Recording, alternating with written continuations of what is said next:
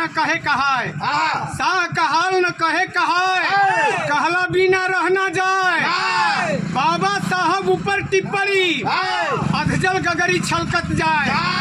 आज जो बाबा साहब पे टिप्पणी किए हैं पूरी दुनिया में तहलका मचा दिया है, भारत में भूकंप ला दिया है, हलचल मचा दिया है, हड़कंप मचा दिया है। इसका कारण है और कारण यही है कि जो कहे हैं अम्बेडकर अम्बेडकर अम्बेडकर अम्बेडकर अम्बेडकर, इतना बार अगर भगवान का नाम लिया होता तो 7 जन्मों का स्वर्ग प्राप्त कर लिया होता।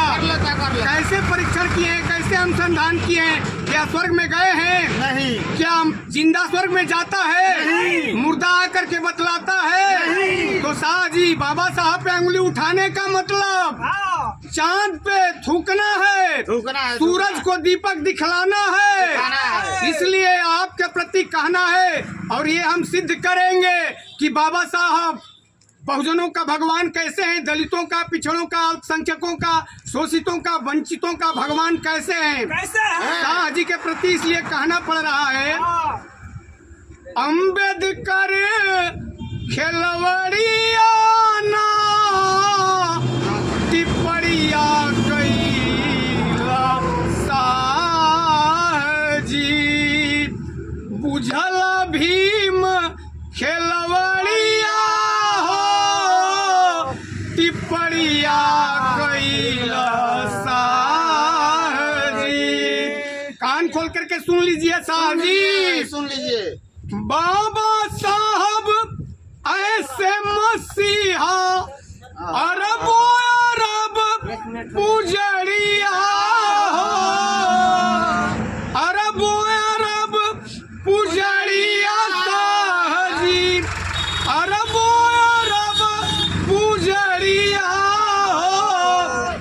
जान हथेली पर ले बोले, अरे जान हथेली पर ले बोले, जय भीम हारो घड़िया हो, टिप्पणिया कैला शाह जी, बुझल भीम खेलवड़िया हो, टिप्पणिया कैला शाह जी।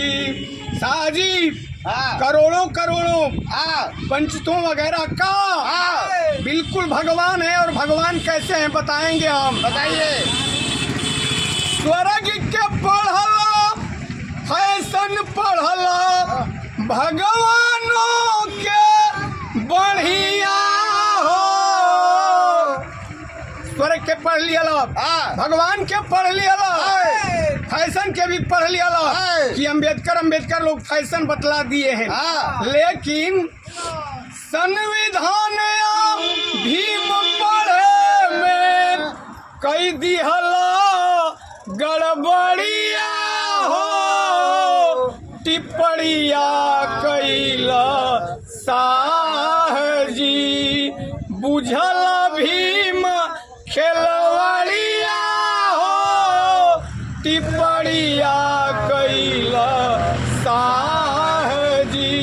आज पूरे देश के अंदर हड़कंप मचा हुआ है। कोई इस्तीफा का मांग कर रहा है और कोई कह रहा है कि बर्खास्त कीजिए मोदी जी, कोई कह रहा है कि माफी मांगो, माफी मांगो। और आप न माफी मांग रहे हैं न इस्तीफा दे रहे हैं, यानी चोरी और सीना जोरी। चोरी भोजपुरिया में कहल जाला कि सैया भय को सवाल तो अब डर काहे डर। लेकिन जनता बन गई काल, आँख खोली साहे जी।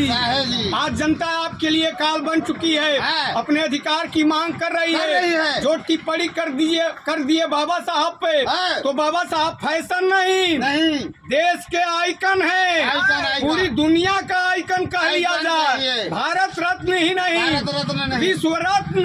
और भगवान कैसे हैं ये भी जान लीजिए।